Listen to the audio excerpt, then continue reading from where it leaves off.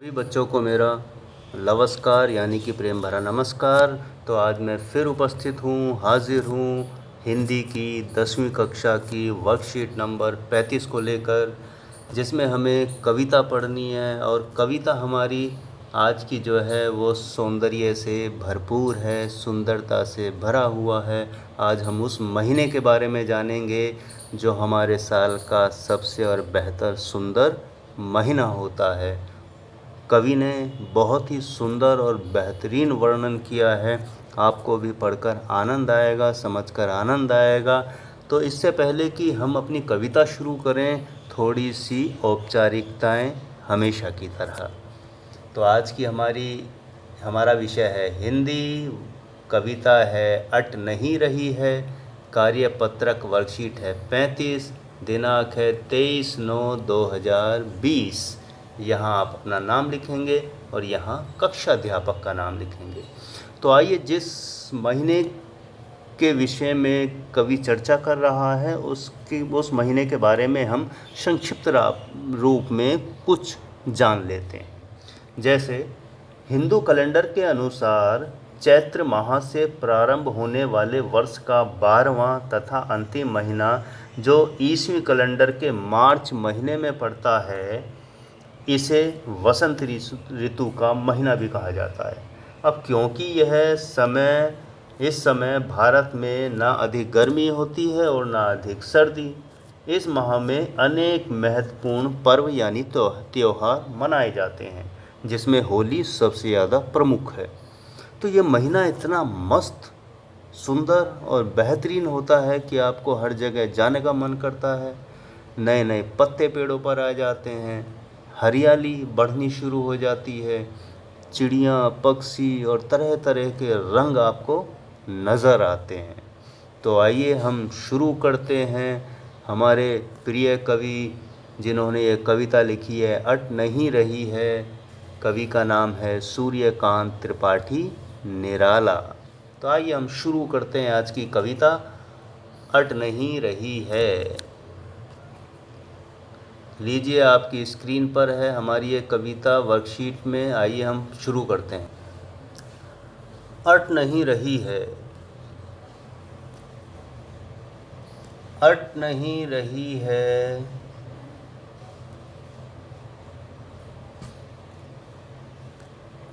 तो हमारी कविता है अट नहीं रही है। अट नहीं रही है, अट नहीं रही है, आभा फागुन की तन सट नहीं रही है। कहीं सांस लेते हो, घर घर भर देते हो, उड़ने को नभ में तुम पर पर कर देते हो। आँख हटाता हूँ तो हट नहीं रही है। पत्तों से लदी डाल, कहीं हरी कहीं लाल, कहीं पड़ी है उर्मे गंध पुष्प माल, पाट पाट शोभा श्री पट नहीं रही है। बहुत सुंदर पंक्तियां हैं। आइए अब हम इसका अर्थ जान लेते हैं, भावार्थ जान लेते हैं। आपकी स्क्रीन पर है भावार्थ। प्रस्तुत पंक्तियों में कवि ने फागुन माह में आने वाली बसंत ऋतु का वर्णन बहुत ही खूबसूरत ढंग से किया है।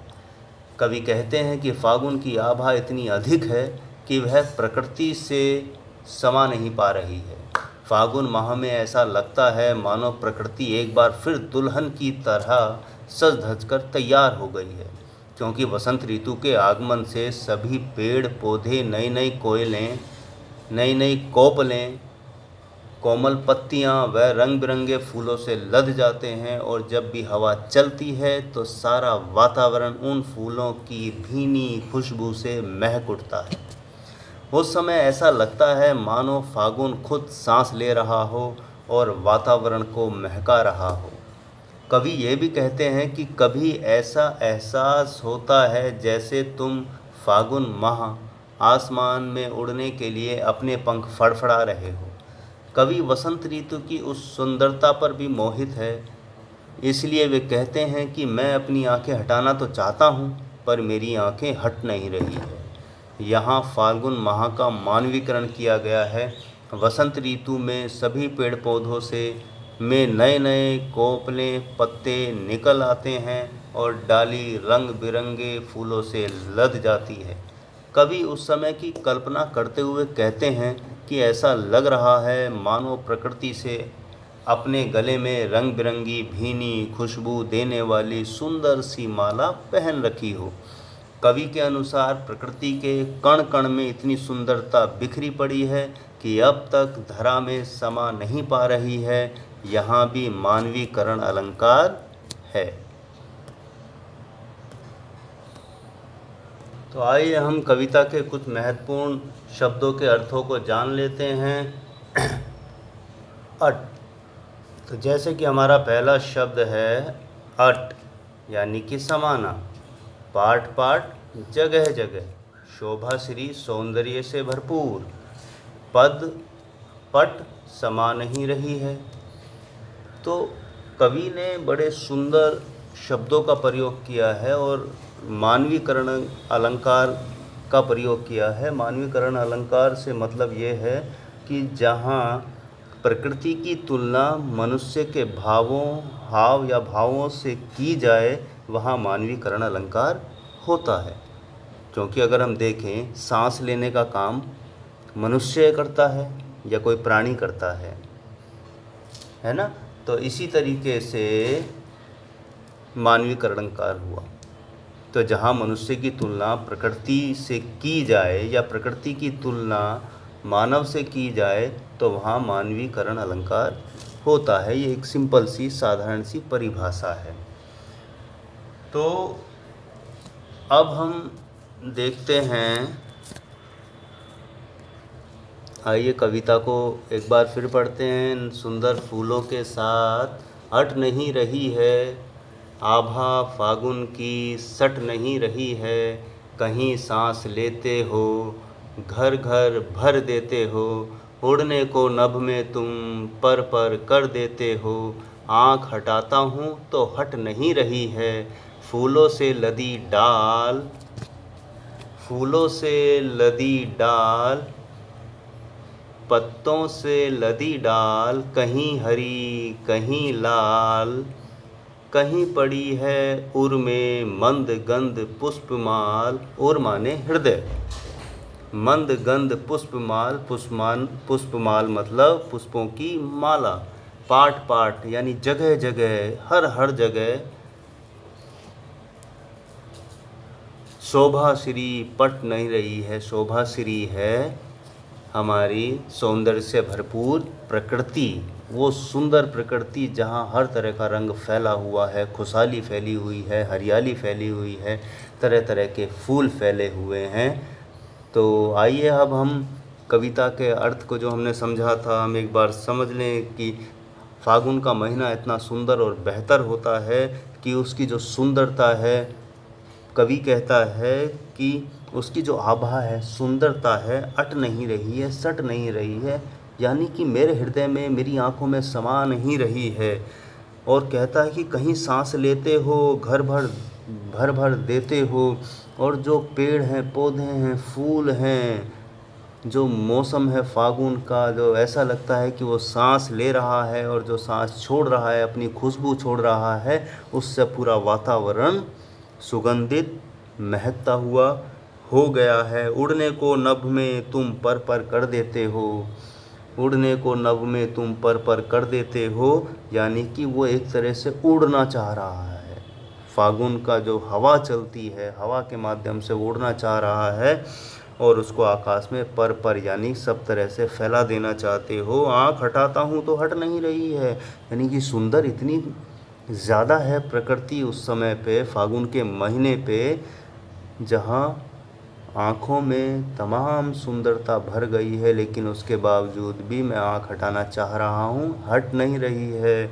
कवि कहता है पत्तों से लदी डाल, कहीं हरी कहीं लाल। और टहनियों पर, पेड़ों पर पत्तों से डालियाँ लद गई हैं, बेलें लद गई हैं। वो कहीं हरी है, कहीं लाल है, तरह तरह के रंग बिरंगे हैं। कहीं पड़ी है उर में मंद गंध पुष्पमाल, और टहनियों पर मालाएं फूलों के इस तरह से लदी हुई हैं जैसे गले मिल रही हों, हृदय मिल रही हों, हृदय में गले में माला पड़ी हुई हो, पाट पाट शोभा श्री पट नहीं रही है, और इतनी कोशिश के बावजूद भी वो उसकी सुंदरता समा नहीं पा रही है। तो हमने इस कविता को समझा, प्रकृति को भी देखा, सुंदर फूलों को भी देखा। आइए अब हम बढ़ते हैं प्रश्नों की ओर और उनके उत्तरों को समझने का प्रयास करते हैं। तो आइए, हमारा पहला प्रश्न स्क्रीन पर है, हम इसका उत्तर जानने की कोशिश करते हैं। हमारा पहला प्रश्न है, कवि की आंख फागुन की सुंदरता से क्यों नहीं हट रही है। तो आइए इसका उत्तर हम जान लेते हैं कि क्या है। इसका उत्तर हमारा आपकी पहले प्रश्न का हमारा उत्तर स्क्रीन पर है कि कवि की आंख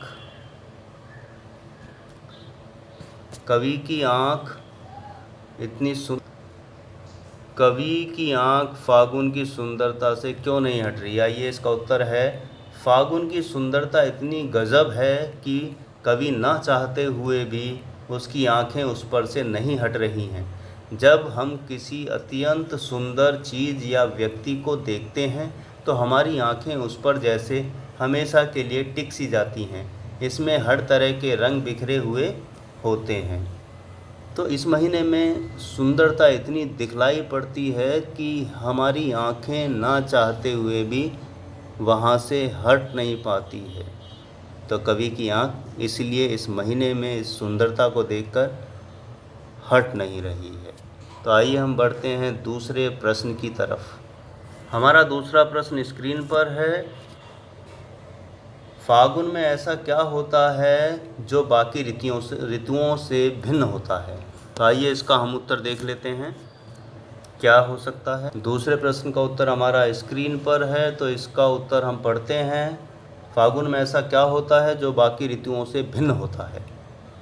उत्तर है हमारा, हर ऋतु की अपनी विशेषता होती है, लेकिन फागुन इन सब से अलग और अद्भुत है। फागुन में दृश्य देखते ही बनता है, चारों तरफ के रंग फैले हुए दिखाई देते हैं। इस मौसम में पेड़ों पर नए पत्ते निकलते हैं, तरह तरह के फूल खिलते हैं, हवा में फूलों की मादक सुगंध भरी होती है। तो हर तरह की सुंदरता इस महीने में आपको दिखलाई पड़ती है। इसी कारण से ये महीना, फागुन का महीना, अन्य ऋतुओं से भिन्न होता है।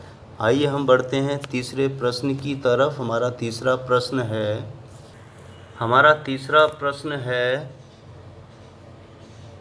प्रकृति के सौंदर्य की दृष्टि से आपको सबसे अच्छी ऋतु या महीना कौन सा लगता है, वह क्यों, सोचकर बताइए। तो आइए देखते हैं कि हमें कौन सा महीना अच्छा लगता है। आइए बढ़ते हैं आगे इसके उत्तर की तरफ। तो हमारा तीसरा प्रश्न का उत्तर है आपकी स्क्रीन पर, प्रकृति के सौंदर्य की दृष्टि से आपको सबसे अच्छी ऋतु या महीना कौन सा लगता है, वह क्यों, सोचकर लिखिए। तो इसका उत्तर है, प्रकृति के सौंदर्य की दृष्टि से हमें वसंत ऋतु अच्छी लगती है, जो फरवरी, मार्च और अप्रैल के बीच अपना सौंदर्य यानी सुंदरता बिखेरती है। माघ महीने की शुक्ल पंचमी से वसंत ऋतु का आरंभ होता है। फागुन और चैत्र मास वसंत ऋतु के माने गए हैं। फागुन वर्ष का अंतिम मास है और चैत्र पहला। इस ऋतु के आने पर सर्दी कम हो जाती है, मौसम सुहावना हो जाता है, पेड़ों पर नए पत्ते आने लगते हैं, आम के पेड़ बोरों से लद जाते हैं, खेत सरसों के फूलों से भरे पीले दिखाई देते हैं। उत्सव मनाने के लिए यह ऋतु सर्वश्रेष्ठ मानी गई है और इसे ऋतुराज यानी ऋतुओं का राजा भी कहा जाता है। इसलिए यह हमें सबसे अच्छी ऋतु लगती है। हमने कारण जाना कि वसंत ऋतु जो है क्यों हमें अच्छी लगती है अन्य ऋतुओं के मुकाबले। तो इसकी बहुत सारी विशेषताएं हैं। फूल खिलते हैं, नई पत्तियां आती हैं, त्योहारों का मौसम होता है, होली इस मौसम में आती है। तो ये मौसम अन्य मौसमों से, ऋतुओं से भिन्न और सुंदर है। तो आइए हम बढ़ते हैं चौथे प्रश्न की तरफ। चौथा प्रश्न आपकी स्क्रीन पर है, इसका पढ़ते हैं हम। जब प्राकृतिक वस्तुओं जैसे पेड़ पौधे बादल आदि में मानवीय भावनाओं का वर्णन हो, यानी निर्जीव चीज़ों से दर्शाया जाए, वहाँ मानवीकरण अलंकार होता है। जैसे फूल हंसे, कलियाँ मुस्काई। इस उदाहरण में हंसना मुस्काना मानवीय क्रियाएं हैं जिनको फूलों व कलियों के लिए प्रयोग किया गया है। ऐसे ही प्रस्तुत कविता में से मानवीकरण अलंकार के दो उदाहरण ढूंढकर लिखिए। तो आइए हम कविता के अंदर ही देखते हैं कि हमारा मानवीकरण अलंकार की कौन सी पंक्तियां हैं। आइए हम उत्तर की तरफ बढ़ते हैं। तो चौथा प्रश्न हमारी स्क्रीन पर है।